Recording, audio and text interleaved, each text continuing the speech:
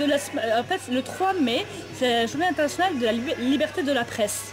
Bien. Donc à cette occasion-là, j'avais invité donc, ce journaliste cubain pour témoigner de Cuba, comment ça se passe à Cuba, etc.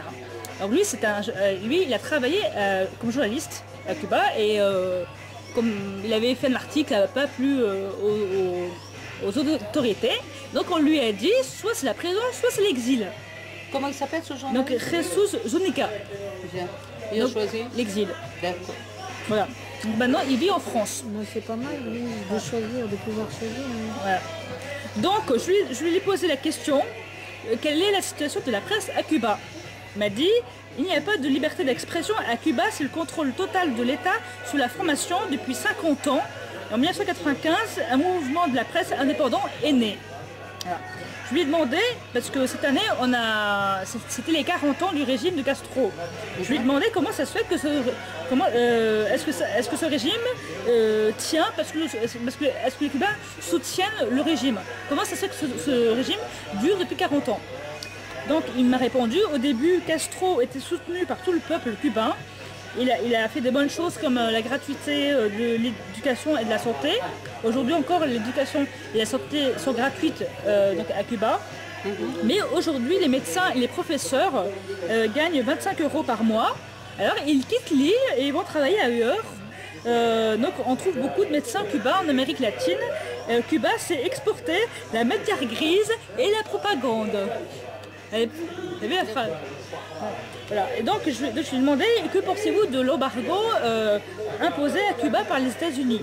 Il dit, l'embargo a été imposé parce que les États-Unis craignaient qu'il y ait une exportation révolutionnaire en Amérique latine. Et alors lui, il dit, le vrai embargo pour les Cubains, c'est l'embargo politique imposé par Castro depuis 50 ans. La crise, c'est à cause de Castro. L'Union soviétique a donné 8 millions de subventions à Cuba et Castro les a utilisées pour financer les guerres en Afrique et rien pour les Cubains. Voilà. Donc il accuse Cuba. Donc je lui ai demandé qu'est-ce qu'il pense des dernières mesures d'Obama. Parce qu'Obama en fait, a promis de permettre aux Cubains de pouvoir rentrer à Cuba. Parce qu'avant, ils ne pouvaient pas. Les Cubains des États-Unis à rentrer à Cuba. Donc il a dit, Obama a bougé, il a tenu une promesse, c'est une promesse électorale, mais lui, il demande à ce que si on enlève l'embargo, on le fasse sous condition, en disant il faut que Cuba respecte les droits humains. Voilà. En disant, je le répète, donc il me dit, hein, mais il m'a dit d'assister, de dire, je le répète, l'embargo, c'est Castro qui la pose sur Cuba. Un Cubain, pour rentrer à Cuba, doit payer un impôt. Enfin, pour rentrer à Cuba, il doit payer un impôt. Sortir de Cuba, c'est devenu un business. Il faut avoir ce qu'on appelle la carte blanche, qui lui permet de sortir et qui coûte 200 €. Voilà. Donc ensuite, je lui ai demandé que pensez-vous de la politique européenne et française concernant Cuba. Donc, donc en 2003, donc, il y a comme je t'ai expliqué, il y a eu suite à une répression, une forte répression qui a amené 26 journalistes à être emprisonnés. Donc l'Union européenne a imposé des sanctions sur Cuba. Et donc, mais l'an dernier, elles ont été levées parce que Zapatero était pour qu'on lève donc les sanctions. Et il a dit lorsque le pape Jean-Paul II est allé à Cuba, rien n'a changé après.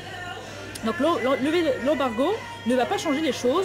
Je ne suis pas d'accord avec la position d'Europe et de la France qui a récemment envoyé Jacques Lang. Les intérêts économiques priment sur les intérêts politiques. On ne pense pas aux Cubains qui vivent sous la dictature. À Cuba, il n'y a pas de syndicats. Les ouvriers sont des esclaves. La grève est interdite. Et ensuite, je lui ai demandé s'il connaissait Ricardo González, donc les journalistes cubains que Liberté Culture parraine. Donc, je lui ai demandé s'il les connaissait, il m'a dit oui, je le connais, c'est un ami. Et il a dit j'ai travaillé avec lui pour la création du mouvement de la presse indépendante. Il était à l'origine de l'unique revue indépendante qui est illégale à Cuba. Il voulait écrire la vérité, donner des informations aux Cubains. Aujourd'hui, il est en prison, il est en mauvaise santé. Et en fait, Ricardo González, il a reçu le prix Reporters sans frontières. Et pour Jesus Zúñiga, le prix de Reporters sans frontières est une reconnaissance pour son travail et pour tous ceux qui luttent pour la liberté de la presse à Cuba. Voilà. Donc ça j'ai fait cette interview-là au mois de mai.